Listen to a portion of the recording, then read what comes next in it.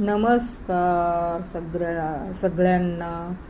आज शिवलेली अमृताचा अध्याय सुरू केलाय ग्रंथ वाचायला. बघा कशी सुरुवात केली.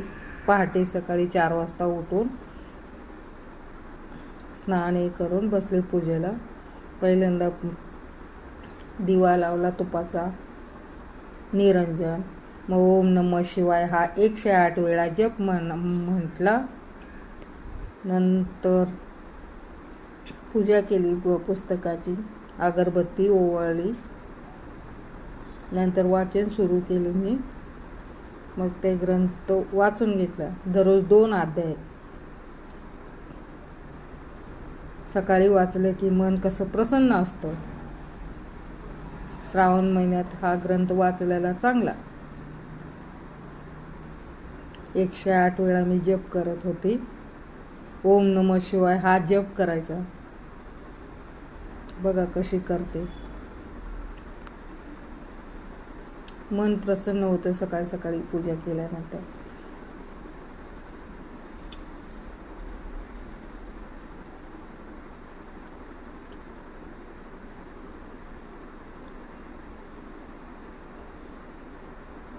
मग ते वाचन सुरू केलं. शिवलेली अमृत अध्याय पहिला. श्री गणेशाय नमः, श्री सरस्वती नमः असे सगळं वाचन करून घेतले मनोभावे.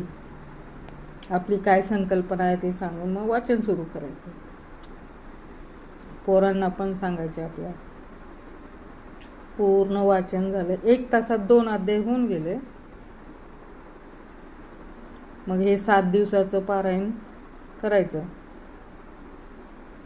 दुसऱ्या सोमवारी सुरू केलते. मग रविवारी उद्यापन त्याचं. मग केलं, पूजा केली, आरती केली. संध्याकाळी वाचन झाल्यावर सकाळी वाचून घेतले ते, संध्याकाळी मग वाचन केलं, पूर्ण आरती केली. मलिदा करून नैवेद्य ठेवला देवांना.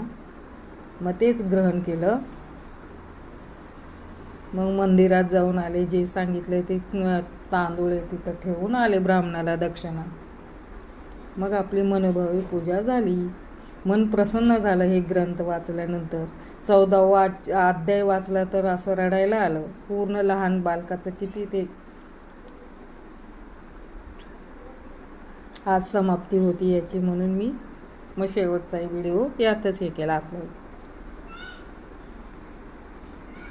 ओम नमः शिवाय, ओम नमः शिवाय, ओम नमः शिवाय, ओम नमः शिवाय, ओम नमः शिवाय, ओम नमः शिवाय.